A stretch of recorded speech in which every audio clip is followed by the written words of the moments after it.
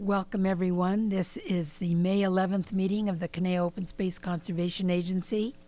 We'll call this meeting to order, and please join me in the salute to the flag.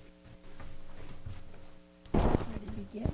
I pledge allegiance to the flag of the United States of America and to the republic for which it stands, one nation, under God, indivisible, with liberty and justice for all.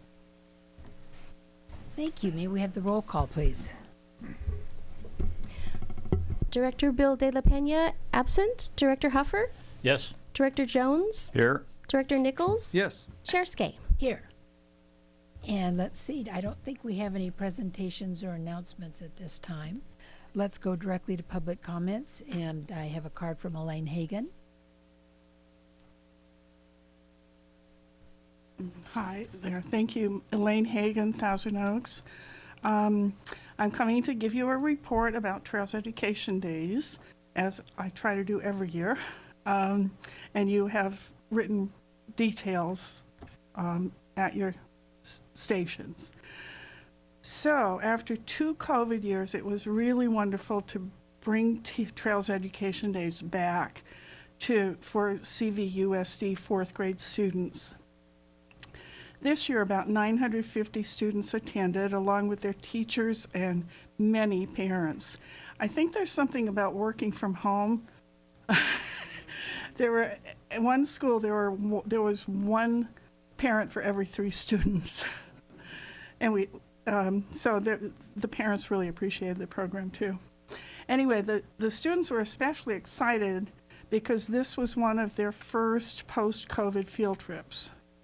And the week was really, really good. Monday was hot, but the weather was perfect for the rest of the week. It was on Thursday, I think it was 65 degrees at 11 o'clock in the morning. That's perfect. So before their day in Wildwood, the students watched our new pre-hike video, which features Chair C.O.S.C.A, thank you, CRPD Park Superintendent Matt Kuba, thank you, Matt, and COSCA Rangers Corey Prindle, Bruce Pace, Ryan Stead, and Nick Ferrari, along with NPS ecologist Seth Riley, Native American elder, I guess he would be called, Alan Salazar, and Kagan Holland of the Chumash Indian Museum. The filming or taping was done at the Indian Museum, and we really appreciate the support that their staff gave us.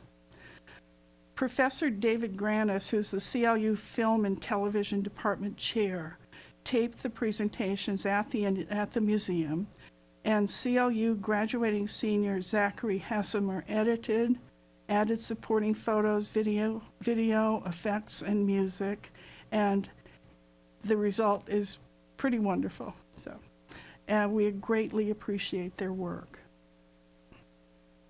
The students' outings began with a 1-hour nature hike through Wildwood Canyon. Their hike leaders included many volunteers who have extensive naturalist training, and most of whom come back year after year.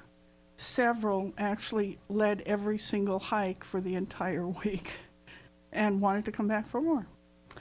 Following the hike, 3 workshops focused on ranger careers, indigenous birds and animals, and trail safety and courtesy. 60 volunteers plus COSCA Ranger staff made the program possible. You can find videos and further information at COSCA.org. And I'd like to say that the Rangers made everything smooth and streamlined. And I think the way to say it is they're kind of the glue that holds all the program parts together. And I really, really appreciate how wonderful they are. Matt will probably have some more information about that. So anyhow, 60 volunteers participated along with the COSCA Rangers, National Park Service Interpretive Rangers, and MRCA Rangers. As always, we couldn't have made it happen without all the volunteers and without the Rangers. It was just terrific. So, thank you. That's what I have.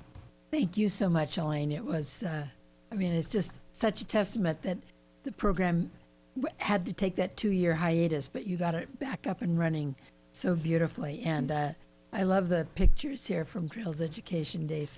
And the video is indeed excellent. Matt showed it to me before it, I think, went online. And Right. It's really quite wonderful. And It was really, I was very pleased with the results. Also, one more thing, we got the dates for next year yesterday.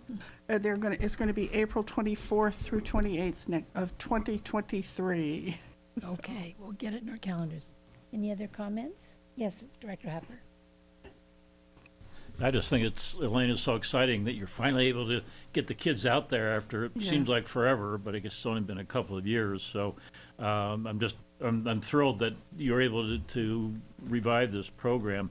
And I was going to ask the question until I looked further in, but are the children being asked to do the essays again? Yes, the letters. It's a letter writing contest, and we ask that they write a letter to someone they met, a person or even a horse or a dog if they want. And the deadline for the contest submissions is today, and we're not quite sure how many we're going to get, but you'll find out next time. So. As I recall from past years, you get a pretty large number of essays that the volunteers, or maybe do you do this all by yourself, or no. do you have people helping? Mulaney Ashen, who's a COSCA appointee, runs the whole letter writing contest program. She gathers the letters and gets pre-readers, people to take like one school and pick the best 10% of the letters, and then I think it's the 19th, something like that. She'll have 8 people come to her house and do the final judging. And An assembly line. it is, yeah. And so at some point, one of you probably will be asked to do some pre-reading. So it's good. Back in the very first year we did this, Councilmember Fox had through his community fund, he provided money for us to do some promotional stuff. And so we decided on this contest. And because he was involved, we asked him and maybe 2 other people to do the judging. And so we handed them each copies of all the letters and pretty quickly decided that was not the most efficient use of time. So anyway, that was a long time ago, probably 25 years ago now. So. Well, I'm hoping that we'll get a chance to at least hear from the winners or see the winning essays, because that's always fun every year. They'll be at your board meeting on June 2nd. Oh, perfect. So. Thank you. You're welcome. Thank you. Yeah, Rory, could I? Yes. Yeah, Elaine, I really appreciate that, and I would agree with Chuck that one of my highlights of being on the park board was all those essays every year. Yeah, they're fun. I'd share them with my wife, and we we loved reading them, and it's very good of you to do that. Well, thank you. I know it's a lot of work, and I would agree with Rory. This is a wonderful presentation. Oh, thank you. Here with the pictures and. Well, if you're interested, perhaps we can arrange to get you a copy of the 5 grand prize winning letters. Yes, I'd love to see them. Okay, we'll make that happen. Thank you, Elaine. You're welcome. Thank you. Yes, Director Nichols. Yeah, thank you, Madam Chair. Elaine, thank you for the information. This is always good. We know these things are taking place, and it's good to see evidence of it, even if it's just a piece of paper to verify it. I also want to thank you for your participation and the whole team. I know it's you're just one of many that participate in this, but I know you've been doing this for a long time. It's been a real passion of yours for years. So thank you for kind of helping to initiate this and then keeping it going.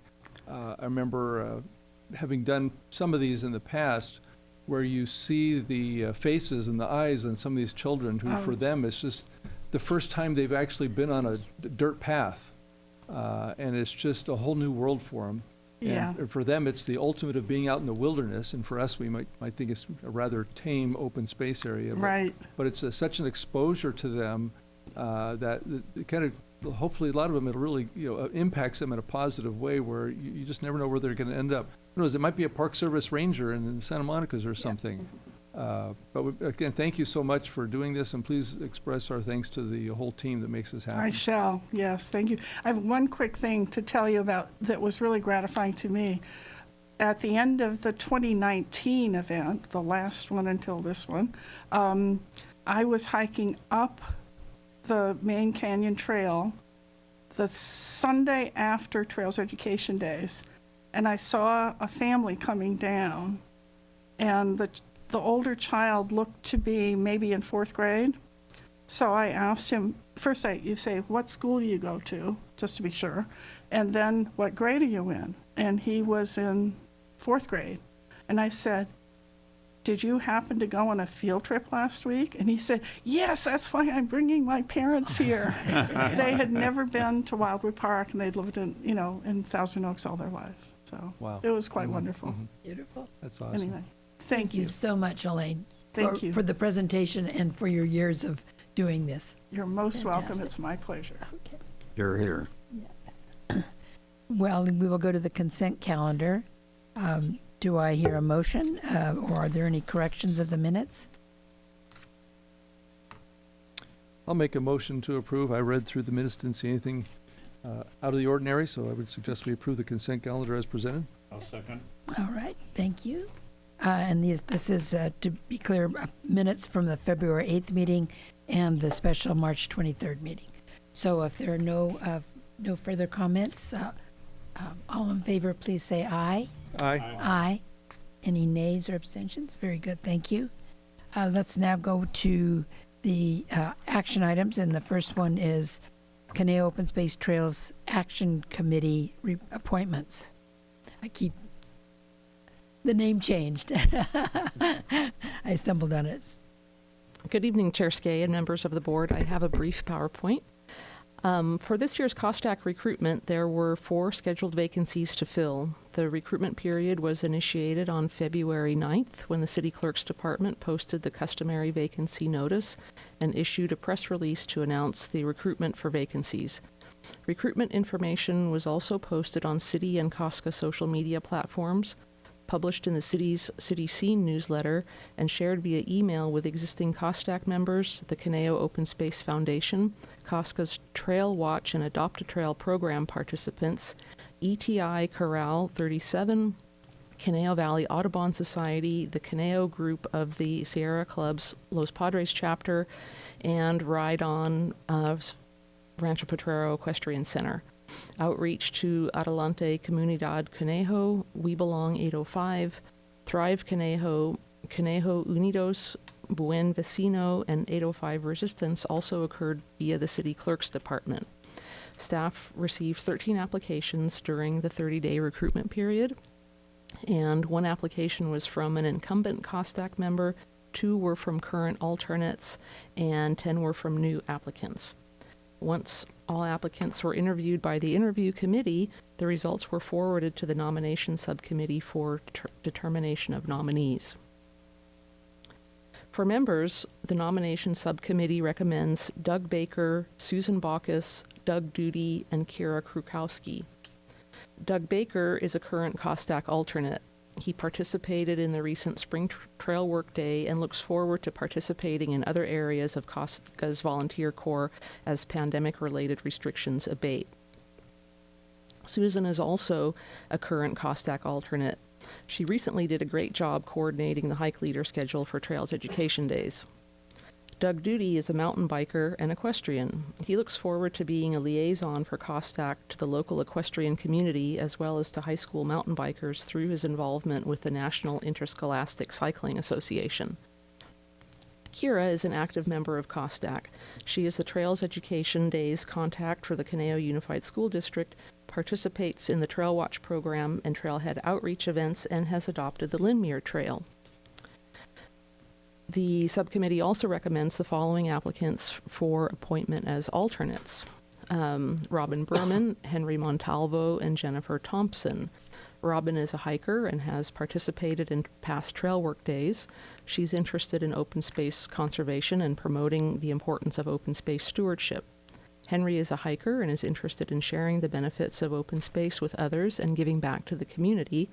And Jennifer is a hiker and has participated in trail work days. She's interested in increasing awareness about open space and the environmental services it provides.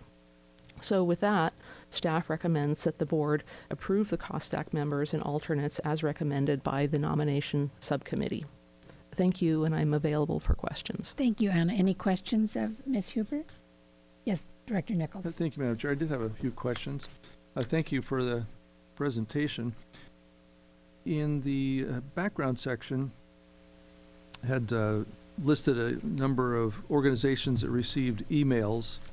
All seem to be some type of connection to open space, whether it be trails or Audubon or whatever. But the group that you mentioned, the city clerk reached out to, I'm just curious, how was that group selected?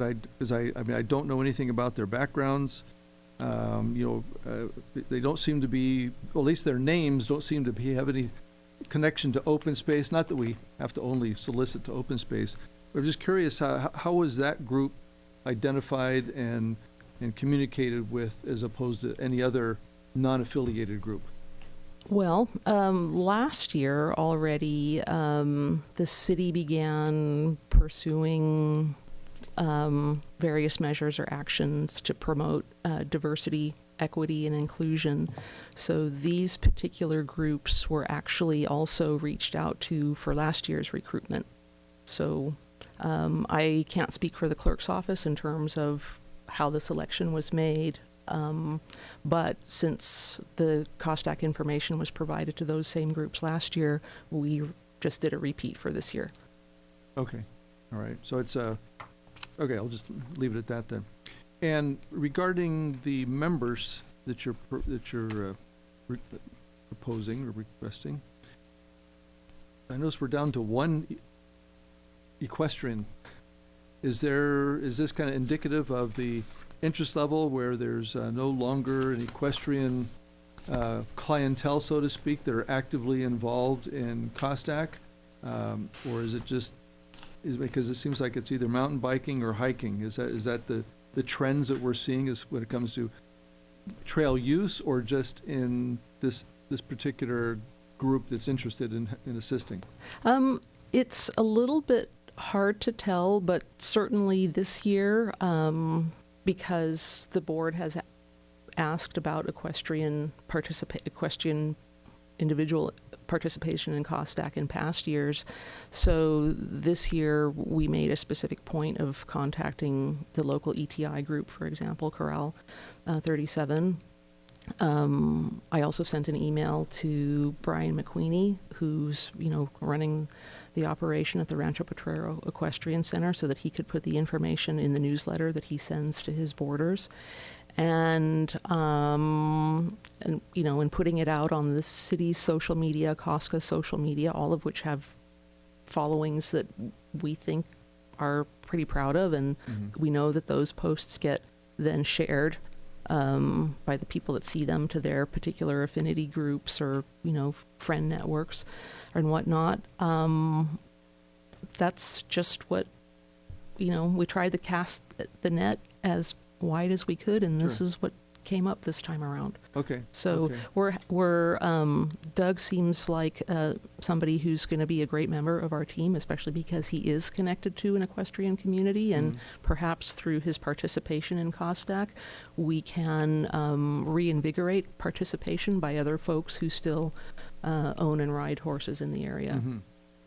Okay. Well, I think maybe it's something we need to pursue a little further on that. I mean, not that I'm not going to say any of these people are or aren't qualified, but just to continue to engage that community. That Yes, we hope to be that. able to do so, and Yeah. it's it's interesting to us too that we don't have more equestrians at this time Sure. throwing their hats in the proverbial ring Yes. to be on COSCA, Yes. but perhaps Okay. this will be an entree Okay. to Very that. good. Madam Chair? Yes, Director Yeah, Jones. his bringing up equestrians reminded me, as you know, there's an equestrian crossing on Herbs at Hauser, and the idea was to go up Glider Hill. Yes. We were having trouble with property, particularly one property. Do you know if that was ever cleared up and equestrians can get up to the top? We have one last bit of easement to obtain, and so we look forward to getting a response from the landowner that we need to obtain that easement from. So far, we've not heard back from him. Do you have any idea of the time period will be involved? Or? Well, if he would be interested in responding to our letters, I could give you a better answer, but so far he hasn't responded. Yeah, one time there were two. I guess one was satisfied. Yes, yes, indeed it was. The other one, well, I hope. Indeed. My daughters rode their horses up there when we lived in that area many Okay. years ago. So it's a great ride. So I hope we can, continue it in the future. Yes, agreed. Any other comments or questions? Yes, Director Huffer. Yeah, without going into any specifics or details about any individuals, just with 13, I guess eventually 12 candidates, how do you narrow that down to the final people that you are recommending? We look for people who have a certain level of familiarity with our open space. Not all candidates actually do. And people who are active on our trails, whether it's equestrian or mountain biking or hiking, and who have know some about our organization, and also ideally who have already participated in some of our events like Trail Work Day or Trails Education Days. Mm-hmm. Okay. Do we have a motion to accept the slate? Also move. Thank you. Is there a second? I'll second. Second by Mr. Huffer. Thank you. Any other comments? Is there?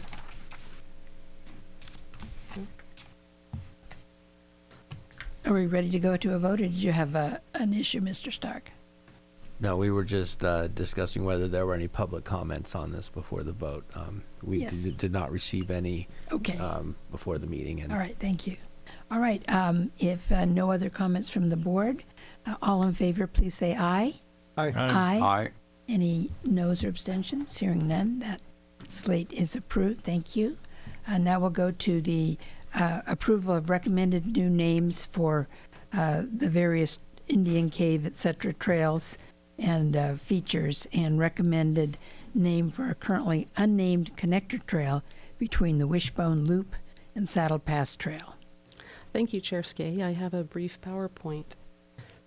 Earlier this year, staff received a request to rename the Indian Creek Trail, as well as an additional query about renaming other trails and features in our open space whose names included the word Indian.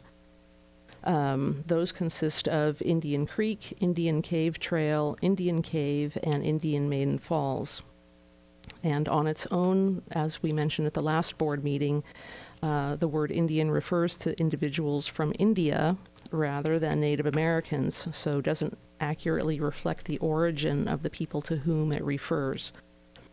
In response to the request, the COSCA board reaffirmed the members of the Standing Committee on Naming at our last meeting, and staff consulted local Chumash elder Alan Salazar, material regarding Chumash linguistics and vocabulary from the Journal of California Anthropology, and COSCA rangers to develop a list of potential new names for the subject trails and geographic features. The naming committee met on April 9th to review and select names for the subject trails and features, and the existing names, relevant comments, and proposed new names are shown on the slide before you and can also be found on page 18 of your packet. Based on this information, the Indian Cave would become Little Cave, Indian Cave Trail would become Little Cave Trail, Indian Creek Trail would become Two Springs Trail, and Indian Maiden Falls would become Tuhui Falls. Tuhui means rain in Chumash, And a new name for Indian Creek was not chosen because it's an extension of Olson Channel and is marked as such on the existing Wildwood Trail map. Also, while convened, the naming committee selected a name for the currently unnamed connector trail between the Wishbone Loop and Saddle Pass Trail, and it's proposed to be called the Akiwo Trail, and that means star in Chumash. The locations of the trails and features comprising this renaming effort are shown in this slide and can be found on page 19 of your packet. Number 1 shows the location of the cave. Number 2 is the cave trail. Number 3 shows where the creek is. Number 4 is the creek trail. Number 5 shows where the falls are located. And number 6 is the connector trail. The recommended names that we've included on that chart are consistent with COSCA's naming policy. Chumash Elder Alan Salazar has also provided approval. With the board's approval, the new names would be formalized through adoption of Resolution 2022-04. Thank you very much, and I'm available for questions. Okay. Any questions or comments from board members? Yes, Director Nichols. Thank you, Madam Chair. You mentioned that there was a request to reconsider the naming, and I know you mentioned that Indian is typically referring to people from India. I noticed that our museum is called the Chumash Indian Museum. If that's like my word, derogatory or offensive, why does the museum include the name Indian? And the request is that these particular locations do not include the term Indian. Well, the request for trail renaming was received from a member of the community, and her request, the scope of that was the trail name. And just to make sure we didn't have other trails that also included the word Indian, we did a search of our trail names database and double-checked the names of geographic features that happen to be within COSCA's purview. I can't speak to the name of the museum because COSCA isn't involved in the museum, but I appreciate your question. Well, I mean, if the museum is representative of the Chumash peoples, and they apparently are not wanting to change the name and to remove Indian, it would seems like that we're kind of stepping beyond that to make that move if the museum operators themselves are not in that same position. Well, I do appreciate your question, but I am not in contact with the museum operators. Perhaps some of our colleagues who are here this evening from CRPD might want to weigh in on board member Nichols' question. Yeah, I mean, the Chumash Museum is part of a concession agreement with Canoe-Reckon Park District, and the contract is between us and the Oak Brook Chumash Indian Corporation. So that's the name of the actual nonprofit entity that we have the agreement with. So why and whether they have an opinion about the, Indian in their name, I don't know. It hasn't come up with Beverly folks who is of Chumash. She is Chumash, and she hasn't brought it up, but I don't know that we've directly asked her either. It seems like that would be a good organization to reach out to for something like this. I mean, especially since they have it in their very name and their corporation, as you mentioned. Seems a little presumptuous on the part to just move forward without contacting them. Okay. Furthermore, just why is there any evidence, whether it be archaeological sites or other scientific support, that indicates that these locations have any connection to the Chumash peoples? The sites that we're proposing for changing to the Chumash name? It's probably fair to say that they do have a connection, given that the Chumash occupied this area for quite a substantial amount of time before it was settled by Western Europeans. But is there any data or support to authenticate that? I mean, saying these particular sites, I know the region, and I know we're in the originally Chumash area region, but Again, kind of referring back to the naming policy, which it kind of talks about geographical areas, and rather just broad. And I mean, we could do this for the whole, county if we want to. But I'm just looking for these sites. Was there some direct connection to the Chumash people? Because what I notice is when you talk about naming, there's no other options except for Chumash names. I have nothing against Chumash names, but I'm just wondering what went right to Chumash as opposed to the local history of Conejo Valley, settlers. There seems like there's lots of options that there could be out there. Okay. And yet there was no discussion about what those options were. To keep the staff report a bit more, or to maintain brevity in the staff report, what was not included as an attachment was the list of potential names for each of the things that were part of this renaming effort that was provided to the naming committee to select from. So there was a broader list, and there were a number of names that were options. We had ranger input as well, and that's useful for us to obtain also because those folks are out on the land a lot and can also provide observations in terms of what might be happening there. For example, the Indian Creek Trail becoming the Two Springs Trail. That's because there are two small springs or seeps that contribute to the flow in that channel in that area. So I understand that. I guess part of my concern is, I'm kind of a traditionalist, and I know the whole Wildwood area was developed with a certain theme in mind. The developers were thinking, hey, we're out in the Wild West. We got teepees, we got forts. This whole Wild West concept, which led to many of the names that are out there, which are street names, trail names, open space names. Everything's there. So there's kind of a theme out there, and to me, it's just like it'd be nice if we kept that same theme, just in kind of in respect for that significant contribution from that development to our open space, and to try and stick with that same theme rather than varying. And if there was a specific connection that says, yeah, that particular site definitely had a connection to the Chumash peoples, I can just understand that. But if it doesn't, and we're just selecting Chumash names because they were in this region, that they will. Well, what about the development of our community? What about the heritage that we had? The early settlers. Why are they not considered part of this? If maybe there was some connection there too.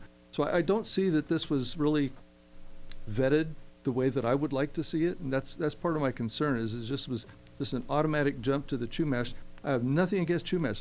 We have a rich heritage and legacy in the Chumash here, but it just seems like there are some of those steps that would have led us to the Chumash.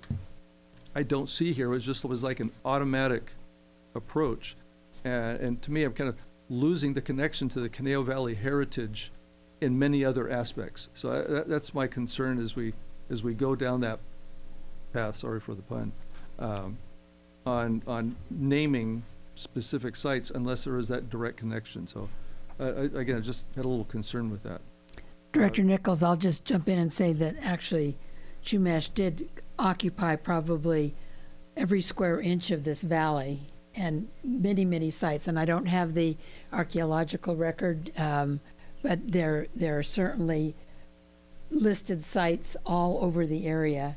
And it's actually only two names that we're suggesting changing to Chumash names. The other three are more generic. So, no, I appreciate that. Yeah, and thank you for that. Again, I guess my concern is just we're kind of skipping over our local history as well, and I kind of try to keep up with our local history. Well, I don't think we wanted to name one the Elvis Presley Burning Star or whatever that was, Flaming Air, whatever his movie was. But there were a lot of movies that were filmed out there, that's for sure. Absolutely. Right. I mean, I know we've got like the Stagecoach Bluff Trail, which has that, there's a connection to some of the movies and things like that. But again, that's my concern, and it's more of a maybe policy approach on how we get to these names. And I know that Chumash would always be a viable option because of the history there, but then we also have a local history, and that's part of my concern for that. So Director Nichols, I might Yes. just add here that the trail naming process that was followed is COSCA's trail naming process. The board created the naming committee and referred the issue to the naming committee, and the naming committee, which is comprised of board members and a COSTAC member, made the recommendations. So I would just say that for that part, there's a policy, there's a process for that, and it was followed. Thank you. Thank you. I appreciate that. Madam Chair, Yes, Director Jones. we have the remnants of a naming committee right here on this board. Chuck and Jim and I named sapling trails. And I forget all we went through, but I think that was a consensus, wasn't it? Chuck? You agree with the name sapling? Yes. You don't? Yes, Director. Well, I presume, Doug, that the reason you have a couple Indian names here is because they were all called Indian at first. I guess they wanted to carry over at least a couple of them. It's interesting, the name Indian. History tells us that that name came from a man named Christopher Columbus in 1492 when he thought he was in India. And I guess it takes more than 530 years to establish a precedent as far as names go. I noticed the Cleveland Indians are still the Cleveland Indians, and I don't know if others have retained that. But I do agree with it should be an indigenous name, and the indigenous people, if they don't like the name Indian, I presume that's why we're doing this. And I think the process that evidently has been utilized for some time is a good one, or the committee would not have been so established. And I'm not familiar with, I don't think any of us are, but I like the list you have of the names, and I do think it is appropriate to use the Chumash. Is it Chumash or Shumash? Shumash. Shumash names. So I would agree with the in fact, I would move the recommended action. Right. Do we have a second to? Yes, and you had a comment, Director Haffer. I'll go ahead and second the motion, but then I do have some comments. As one of the two members of the naming committee, it wasn't something that we just rushed through in 15 or 20 minutes. We spent close to 2 hours going through the list that Anna was talking about. There were a number of suggestions. Most of them, the three of us who were on the committee weren't taken by them, if you will. And as Chair C.O.S.C.A has already pointed out, there are only 2 of the 6 names here that do have a Chumash origin. What was still called Indian Cave, the note right here, have no idea if that was a natural cave or an artificial cave. Calling it just cave seemed a little but small cave, little cave, sort of has a nice ring to it. The trail leading to it, Little Cave Trail. That's pretty easy. As Anna pointed out, what was the Indian Creek Trail, 2 Springs, which pointed out to us by the rangers, certainly made sense to call it that. And the final 2 that we did use Chumash words for, this is open space. There are a lot of features in the city that are named after developers and after Olsons and other people who were early residents in our city. That's the developed area. This is open space, and the feeling was that leaving something more for the Native Americans in our area, the Chumash, seemed to make a lot of sense. So, as I said, this was not something we just rushed through. We spent a lot of time discussing it, and these are the naming committee's suggestions. Thank you. Madam Chair, if I could. Yes, Director Nichols. Yeah, I thank you for the additional information. And even though maybe I personally would like to have a different, not different name, but more information to reach that conclusion out of deference to the committee, I will certainly support the motion. Okay. Any other comments before we vote? All in favor, please say aye. Aye. Aye. Any abstentions or nays? Okay, thank you very much. Next is the amendment and restatement of the COSCA naming policy and adopt a new resolution. Mr. Stark? Madam Chair and members of the board, the item before you tonight here is a request to amend and restate the COSCA naming policy in order that the provisions for naming trails, natural features, and areas of significance are consistent with the provisions for naming open space areas, and to effectuate the amendment by adopting resolution number 2022-05. COSCA's existing naming policy was adopted in 1997 and breaks the naming policy into two separate sections or tracks. One for naming entire open space areas, and one for naming trails, natural features, and areas of significance. With regard to the open space areas, the policy presently states that generally open space areas will not be named for living persons except to recognize land gifts or in extraordinary circumstances. With regard to trails, natural features, and areas of significance, the policy states trails, natural features, and areas of significance shall not be named after any living individual, the extraordinary circumstances being omitted there. From time to time, COSCA does receive naming requests for trails, natural features, and areas of significance. These requests are often received after the individual to be honored has passed away.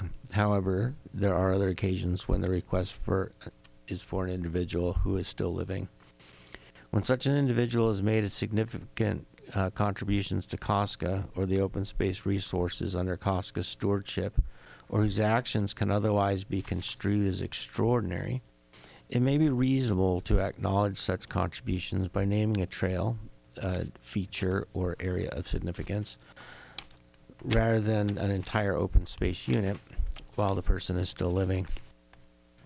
Amending the policy to include extraordinary circumstances for trails, natural features, and areas of significance would make the naming policy more consistent across the various naming opportunities. It would also create an opportunity to honor and convey appreciation to individuals for their contributions to COSCA and the agency's open space resources while the individual is still living, when the board finds that extraordinary circumstances are present. If the board supports the amendment of the naming policy to these ends, staff recommends approving the enabling resolution number 2022-05, a copy of which is in your board package. With that, I'm available for questions. Do we have questions of Mr. Stark? Yes, Director Nichols. One question, and this would be, I'm looking at the attachment number 1, page 25. The paragraph below numbers 1 and 2 says, generally open space areas will not be named for living persons except to recognize land gifts or extraordinary purposes. What came to my mind, and I think even Director Jones made reference to it earlier, that many of our open space areas have been gifted or exacted, or however you want to state it, from developers. Mm-hmm. And the naming refers to living persons. Would it also be appropriate to say persons or organizations if that were to be someone's or some of us desire to name an organization instead of just a person? Normally, I guess my thought on that in general is that like an organization or a corporation, for instance, is ever changing, and the legacy of a person becomes more static after their passing. So I think that might be one of the rationales used to refer to people rather than organizations. But I do not know that for sure, and so the board may debate that. Yeah, well, I know we've got branches and people and organizations that we've acquired open space from over time, so I just didn't know if there was a specific, from staff's perspective, specific reason why it was not included. And I think you I'm not explained that. aware of that Okay. of a reason. All right, thank you. That was my only question. Thank you, Okay. Madam Chair. Any other comments or questions? Do we have a motion? Yes, Director Heffer. I'd like to move that we adopt the resolution 2022-05. Do I hear a second? I'll second. Seconded by Director Jones. Thank you. Any other comments or questions? If not, all in favor, please say aye. Aye. Any abstentions or nays? Hearing none, that passes. And now we'll go to designate sub-area 4 picnic site in the Rancho Potrero open space as the Tex Ward Point and adopt that resolution. Yes, I think I'm going to take This this. item will be presented by Yeah. Jim. Thanks, Brian, and thanks, Chair C.O.S.C.A. Yeah, it's actually my pleasure to present this item. And I think with the folks here sitting at the dais, I think one of the things I need to express is, how is this extraordinary circumstances? And I think I'd have to just say, hey, we should name it after Tex. And each one of you would know exactly who I'm talking about and exactly why. But if you're not haven't been here as long as you guys have, people would probably not know what I was talking about or who I was referring to or why COSCA or the MRCA exist or how they came to be. And so for that reason, I think we have an extraordinary opportunity to look at what we currently call Rancho Potrero Specific Plan 19 Sub-Area 4, which is a mouthful when you're trying to explain to somebody where to meet on a hike, and come up with a better name. So as Conejo Rec and Park was working closely with the city on trying to do some of those improvements funded by the Santa Monica Mountains Conservancy on COSCA land at the Rancho Potrero property, we got talking about all those alphabet soup of names and somebody who's kind of at the focal point, the intersection of all those names. And Tex Ward's name comes to mind. So I guess really quickly, I'm just going to mention who is Tex. He retired 16 years ago, but before that, he had worked 38 years as a general manager for the Conejo Rec and Park District through the beginning stages of the community. 30 years from COSCA's inception till he retired, so 30 years with COSCA as the co-chief administrative officer, and for 20 years as the finance officer and friend of Joe Edmonston and certainly Chair C.O.S.C.A. here for the MRCA from 1985 until 2006. So he had a hand in the birth of COSCA and the MRCA. Those partnerships, I think, are one of the things that set our community apart from many others, is that open space that we enjoy. And if he were here right now, he would probably be the first person to say that it's never one individual that gets anything done, and he would recognize that it always takes a lot of people working really hard at something. But he, in fact, is a person that was at a focal point during really formative years. COSCA in 1977 didn't exist, or at the beginning of 1977 didn't exist, and when he left in 2006, COSCA had 11,250 acres. So the land, or where are we referring to? Rancho Potrero is an really interesting piece of property that the MRCA was instrumental in acquiring back in 1993. 640 acres was acquired at an auction, and you guys were out at the outdoor education area ribbon cutting and sort of heard the history from Chair C.O.S.C.A. here recently, but fascinating history on how it came to be that this land was available for auction. But MRCA had the nimble entrepreneurial open space acquisition abilities to kind of swoop in and stand there and acquire this land at auction, and transferred 320 acres to the National Park Service. And thanks to the contribution of the city and Conejo Rec and Park District, held title to 320 acres sort of in trust for COSCA because of those agencies' investments. And that's how COSCA came to own Rancho Potrero, and this sub area 4, picnic area 4, is one of those places that is a, it's not the highest point out there as you look. It is at the end of an asphalt road. It's fairly accessible. It's got beautiful views of that particular open space property, and sort of as a rise where people sort of gather for an easy hike, seemed to be worthy of a name other than sub area 4. So as we had been working on stuff out there, talking about the history of the property, recognizing this alphabet soup of agencies were involved in the project, kind of the notion of naming it after Tex sort of bubbled up and got legs. So yeah, there's some great images, and thanks, Brian. I forgot I was actually part of a slideshow. I don't know if anything I said tracked with any of your slides, but that's my story, and I'm sticking to it. Yeah. So it is my recommendation that we the COSCA board consider and designate sub-area 4 picnic site in Rancho Potrero open space as Tex Ward Point by adopting the attached resolution. Thank you, Jim. I will make one minor correction. We actually didn't get the land at the auction. The auction was held on that site, and the auctioneer wanted $10 million minimum. And I think we bid less than 4. I think we bid 2.9, which is what we had from the city and the park district. And the auctioneer, the attorney for the land trust, threw up his hand and said, "This is over. I give up." But eventually he came to the table. So, and Tex was definitely at that auction. It was quite an event, and I think it's just a fantastic spot to have his name on. Other board members, any comments or questions? Yes, Director Nichols. Yes, so I think this is a great idea. Thank you, Jim, for pulling this together for us.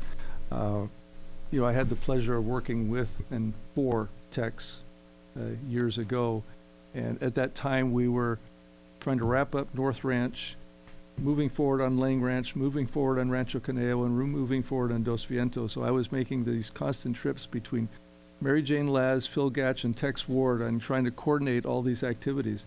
And I learned so much from Tex, and most of it had nothing to do with open space. It was just on how you conduct yourself and how you work with people.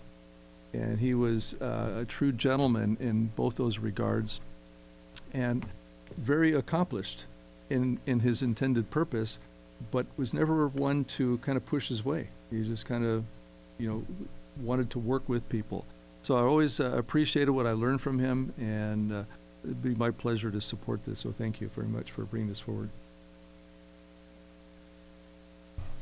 Well, I too fully support this recommendation. I joined the board after Tex had left, but I knew him for years and years prior to that time, and I'm hoping that Tex was not tuning into this broadcast, because if he was, our phones would be ringing off the hook saying, "You can't do that. I don't want that."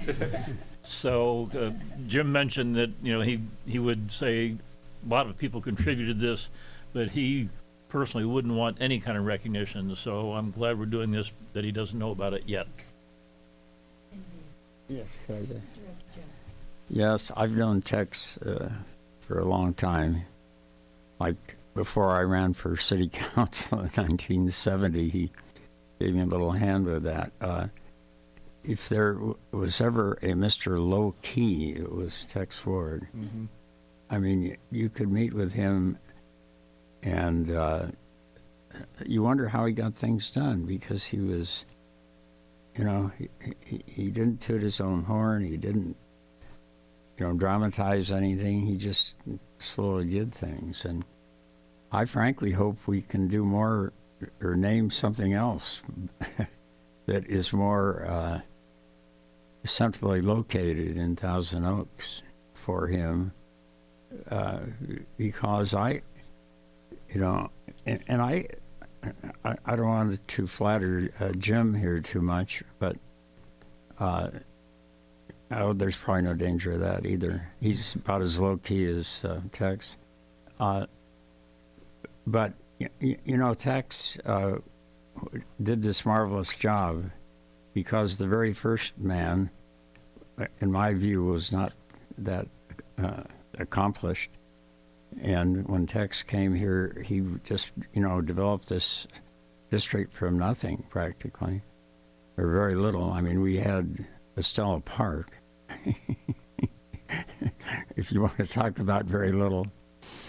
And we didn't even have Dover and Hendricks. When I was on the Board of Supervisors, the county still owned.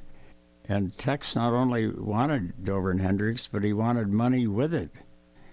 He wasn't content just to get the park, but he wanted some county money to help develop it. So he was a quiet mover, and to me, he was just a genius at what he did.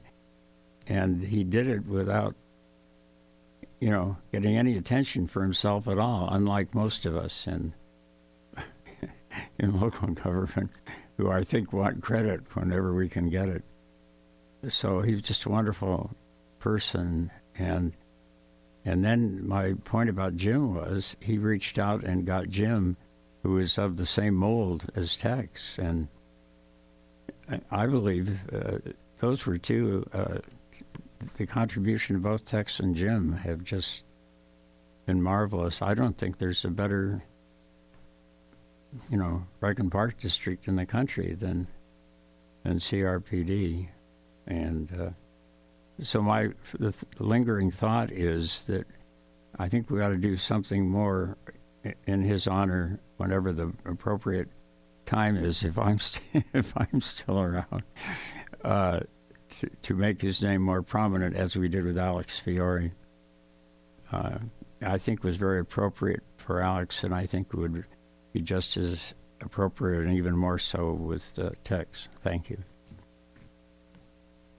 And I'll just comment that Tex is a genius, and the fact that he knew about the Joint Exercise of Powers Act and state government code section 6500 et sec, and he was the one that said that was when the city, Caneo Rec Park had some open space. The city was getting open space dedications from developers, and people said, "What are we going to do with it?"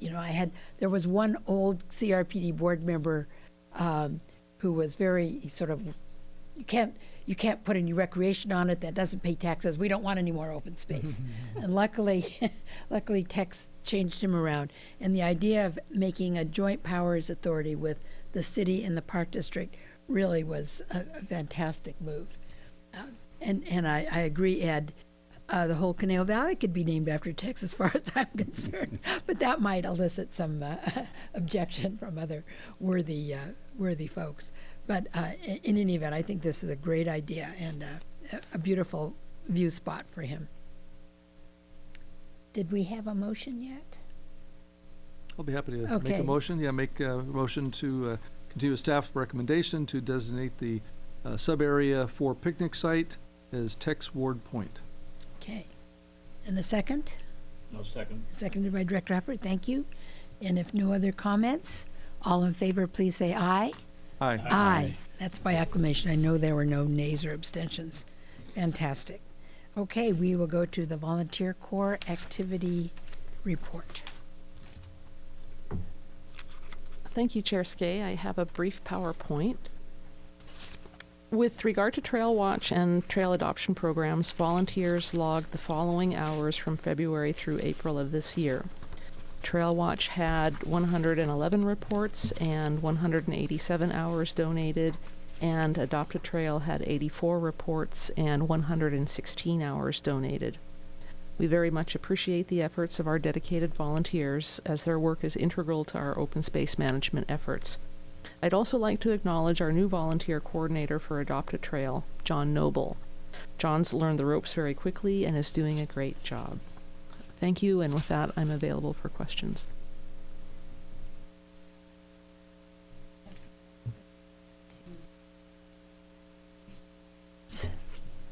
Mr. Kuba. Good evening, and I will just pile on Tex and Jim. I worked for Tex for 13 years, and I've worked for Jim for 13 years. So, some great words tonight for both of them, and I appreciate both of them very, very much. I do have a PowerPoint presentation, so we're going to go forward with that. And we're going to start off with an Eagle Scout project that happened to be very, very timely, redoing the benches in the amphitheater at the bathrooms at the cave and the amphitheater for Trailhead Days. So it was a great Eagle Scout project and created some really great benches. And it's been about 20 years since those benches have been redone. So hopefully these last 20 years. And Trailhead Days, which was very successful. This was, for some of the Rangers, the very first Trailhead Days that they had worked on. It was very successful, as you heard earlier. I will be a proud dad, and the National Park Ranger that you see in the lower right-hand corner is my daughter, who attended Trailhead Days when she was in 4th grade, and so it does go full circle. So the Cameron Center, aka Ranger Headquarters, the Rangers have been continuing to work on the building to make it office friendly. Part of that was a turf reduction project that replaced the turf with natives and wildlife supporting plants. So that was actually finished the week before last. And it involves some ceanothus and toyon that you see on the left side of the photo. And that's a little map there with some of the plantings. We also put in a little fence. When you spend time at a new building, you learn what happens there. And the golfers tend to drive the carts through the courtyard there. So we decided it needed a fence. So there's a fence there now. The Rangers have not moved in completely yet. We're still trying to secure the area for the trucks and equipment that we have, and so that's coming. But the Rangers have shown some of their indoor skills by doing some drywall work and improving the feel of the building. So it's happening. We'll invite you all for a little open house at some point. And we alluded to the Rancho Potrero education area opening with the amphitheater there. That was a wonderful event. The weather was spectacular. The views were great. There were horses. There was wonderful ribbon cutting. Rory got to use our new scissors. Lethal. Lethal scissors. But the location is wonderful, and we're hoping that we can use it for outdoor education in the future. And it's going to work really well for the Equestrian Center there as well. Lots of support from the Equestrian Center that day, and everybody had a great time. We have a new information kiosk there that shows the history. That was a very fun kiosk to develop. There was a lot of things I learned. You always hear stories as a ranger. Oh, this was this and this was that. And then to have somebody come and tell us, no, this was something a little different, and expand this section, and it made for a much more interesting story. So it was a great group effort to come up with that kiosk. Next. So trail repair, of course, is an ongoing thing. So this was a remove and replace of some railroad ties. How many of you have ever carried a railroad tie a half mile down a trail? Okay. Yeah, remove and replace just makes it look too easy. So, and you kind of have to use railroad ties when the majority of the staircase is railroad ties. But it's a fun technique, and you only want to do it once. Lots more trees down. We're still in this drought situation, and the oak trees are very, very in a dismal way. And we had 2 or 3 go down on the Los Padres Trail and the whole access trail this last month. And this is typically what you encounter. You get a phone call, or on patrol, the Rangers would find this, and then they would use their cool new saws and hand cut that down and make it safe for equestrians and bikers and hikers. This is actually what's really going on with the Rangers right now. We have 140 miles of trail to uncover that is all overgrown with mustard. The Rangers have triaged all the trails and are working on the ones that are the busiest, that are the most used, and that are going to be coming up as the most used. We're hoping to get all of the trail work done by the end of July. But it's pretty rough this year. The rain that we did get hit just perfect for mustard propagation, and it's rough out there. So keep your fingers crossed that it continues to go well. And this is a recent sunset. This was just the other night. I was pulling out of Hillcrest, and I saw that sun. I had to turn back around and run out on the roof of Hillcrest Centers to get that shot. So I'm available for any questions or comments. Great. Do you sell framed copies of your artistic sunset photos? No. Oh, okay. I should do a calendar, though. Yeah. Fantastic. Yes, Director Heffer. Yeah, I'm hoping, Matt, that picture of the fallen oak tree with the bicycle underneath was staged. Yes. You didn't actually lose a cyclist from that oak tree. That was one of the Rangers' bicycles. So. Okay. Yes. All right. I'm much relieved. Thank you. Goodness. Yes, Director Nichols. Thank you, Madam Chair. Thank you, Mr. Kuba, for a great presentation. I love those action photos. Nice to see the actual field work. And I know you guys are doing it every day. Appreciate that. The mustard reminded me of when I was out there for Trail Work Day, that it appeared like I'll say you because you're the chief trails maintenance guy, actually folks pulling mustard along the side of some of those. Has that shown to be effective in some areas? Obviously you can't do a whole hillside, but has that been helpful around trails in particular, where you can actually pull it and minimize its reproduction? Well, mustard is an annual, so it doesn't come back anyway. So if Right. you weed whack it at the correct time, it's not coming back this year, and hopefully we get it before it goes to seed. But the seeds are so small, and the soil is so impregnated with them. We're probably not going to be able to get rid of mustard completely. On Trail Work Day, the group that was pulling the mustard was a group that wanted to do an easier project. I don't know if that was easier or not.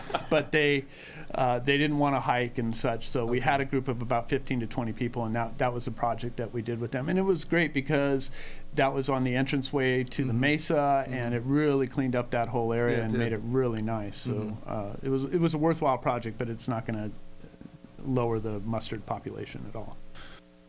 It's Thank like you. Sisyphus pushing the rock up a hill. Oh, We should rename that plant. yeah. Thank you. Any other fantastic report? And yeah, as always, it's just you've got a great team. Yes, we do. Absolutely. I love it. Thank you. Thank you. Okay. Any reports from our city deputy manager? Thank you, no. No? Mr. Friedel? Nope. Okay. Any board member comments on items not on the agenda? Hearing none, we can adjourn. Our next regular meeting is September 14th. So if we don't see you before then, have a great summer.